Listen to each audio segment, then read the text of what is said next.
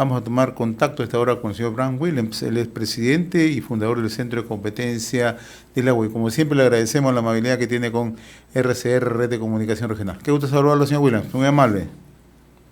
Mucho gusto de saludarlo a usted y a la teleaudiencia, a la radioaudiencia, porque también usan video, imagen a través de las redes. Y nada, encantado y a sus órdenes. Vamos a abordar un tema sobre el cual usted conoce mucho, la infraestructura y siembra y cosecha de agua siendo ya una necesidad urgente en el Perú, ¿no? En momentos en que estamos viendo que hay lluvias intensas, lluvias extremas. La gran pregunta es, ¿cuánta agua perdemos? Y justamente antes de hablar de la infraestructura y la necesidad de contar con obras para siembra y cosecha, me gustaría conocer si se tiene alguna estimación, cuánta agua se pierde en el país por no contar con una infraestructura adecuada. A ver, primero comentarles que la siembra y cosecha de agua corresponden a un conjunto de medidas que tienen como propósito captar el agua que cae en las partes altas y poder darle un uso a la medida que vamos descendiendo a lo largo de los valles, ¿no? Son intervenciones que vienen a ser una combinación de medidas de forestación. Puede ser la construcción de cochas, que son reservorios pequeños, zanjas de infiltración, y que con todo ello se busca incrementar la dotación de agua, sobre todo para aquellas poblaciones que están más dispersas, ¿no? Porque en el Perú, dependiendo dónde es la locación, por ejemplo, si queremos alimentar hidráulicamente proyectos en la costa, ¿no? Donde se puede desarrollar una agricultura de gran escala, entonces ahí lo que corresponde es hacer más reservorios de alta capacidad, toda esa infraestructura hidráulica. Pero en zonas, por ejemplo, andinas, sobre todo en las zonas más altas, con una población dispersa, las intervenciones de siembra y cosecha de agua, que son en cuanto a infraestructura más pequeñas, ¿no? Ayudan a paliar, digamos, el déficit hídrico que hay, sobre todo en las épocas de estiaje, es decir, cuando no llueve. Más o menos estamos hablando regularmente entre abril y octubre, ¿no? Ahora, ¿cuánta agua perdemos?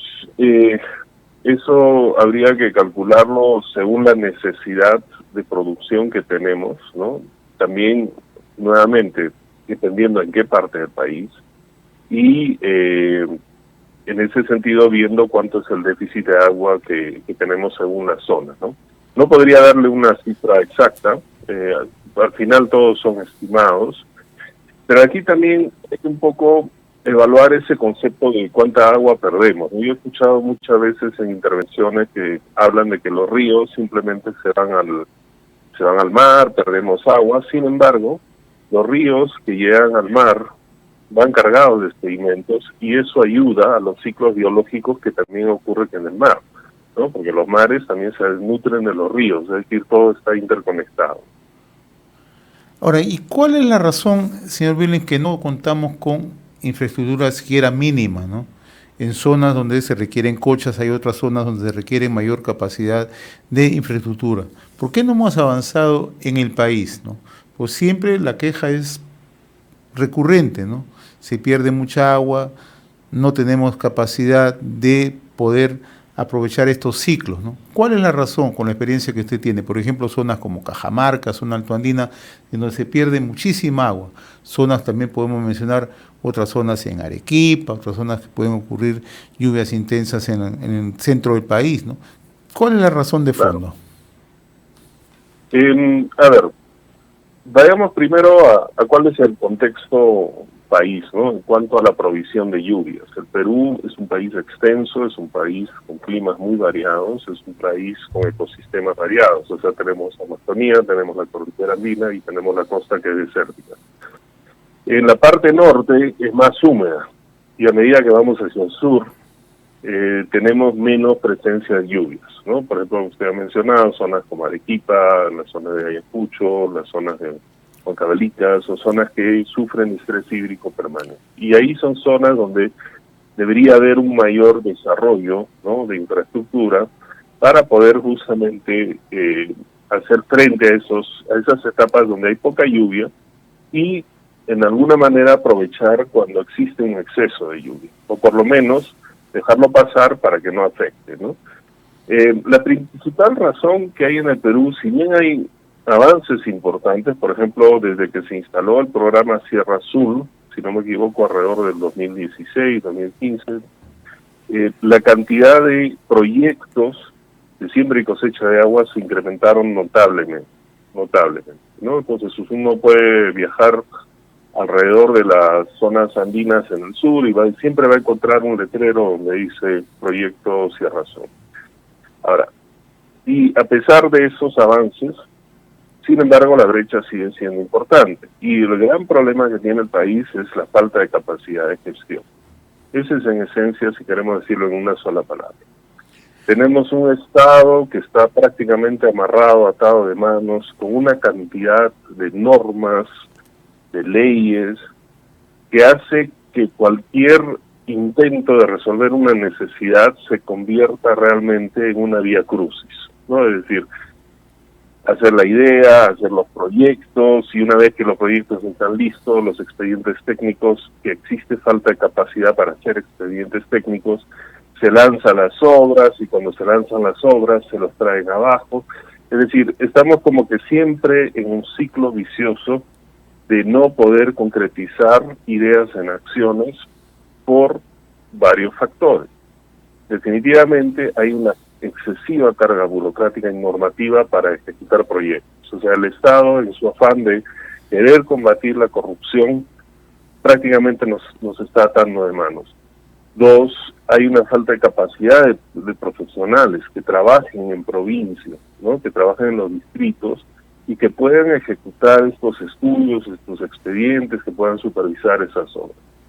Entonces, entre esos dos, porque dinero no es lo que falta, o sea, dinero hay dinero, y el exceso o el déficit de lluvias siempre van a ocurrir, año tras año, ¿no? Entonces, el tema central, repito, es la falta de capacidad de gestión.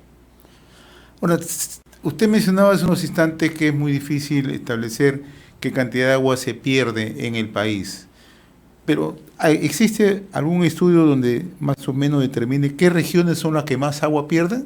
Un poco para medir justamente lo que usted decía, ¿no?, la capacidad de gestión en regiones. No sabría decirle qué regiones son las que más pierden, porque también depende mucho de la cantidad de uso que se tiene que dar. ¿Ya? Yo lo que le puedo dar es un ejemplo, ¿no? Por ejemplo, si uno sube por el río Pisco, ¿no?, por la carretera Libertadores, yo recuerdo que hace poco, hace unos 8 años más o menos, cuando iba, habían algunos proyectos agroexportadores a lo largo, digamos, en alturas de 2.000 metros, una cosa. Cuando el año pasado fui a hacer un trabajo de campo a la zona, observé que la cantidad de plantaciones pequeñas, medianas, se incrementaron notablemente.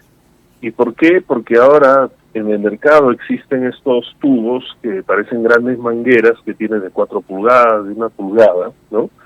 Y que simplemente la gente lo conecta al río, jala, no sé, 1 kilómetro, 2 kilómetros, lo hacen pasar por encima de la carretera y están sembrando en todo lugar. Es decir, la tecnología, lo que tenemos ahora, en cuanto a tuberías, estas tuberías creo que son de polietileno, que son bastante, digamos, flexibles, no necesitas construir zanjas, no necesitas hacer una serie de mantenimientos, están a un precio bastante asequible a la población.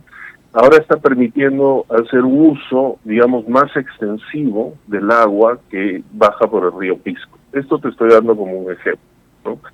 Y esa tecnología está permitiendo que muchas otras zonas, personas de bajo recurso, puedan comprarlo y puedan empezar a regar espacios que no han sido, antes era imposible pensar, salvo que se construyera un sistema de canales que implica mano de obra, que implica cemento, que implica fierro, mantenimiento, etcétera. Entonces, la tecnología está permitiendo usos alternativos y las personas, o sea, los peruanos son ya de por sí bastante, digamos, ingeniosos, son emprendedores, inmediatamente lo adoptan, inmediatamente están incrementando su producción. Y la verdad que la transformación que he podido observar es significativa, ¿no? Ahora, eso probablemente más adelante va a traer otros problemas, ¿no? Porque cada vez vas a tener más usuarios, digamos, no estoy seguro que esos usuarios estén con un permiso de la Autoridad Nacional del Agua, que en teoría debería ser, y también podría haber problemas en cuanto a que van regando laderas que en su estado natural son desérticas, ¿no? Y que ahora se pueden cargar de agua y que podrían producir, digamos, deslizamientos. Pero por el momento esos problemas todavía no están, ¿no? Lo que sí se puede observar es que al tener una tecnología adecuada, inmediatamente prende. Lo que sí, más o menos, de acuerdo a lo que usted nos explica, tenemos un déficit en cuanto a infraestructura hídrica para justamente poder cosechar agua. En eso tenemos un déficit, en cualquiera de las formas. Sí, siempre hace falta. Muy bien, señor Wille, yo le agradezco la amabilidad, como siempre, de compartir esta comunicación con RCR, Red de Comunicación Regional. Ha sido un gusto conversar con usted, muy amable. Muchas gracias, muy buenos días.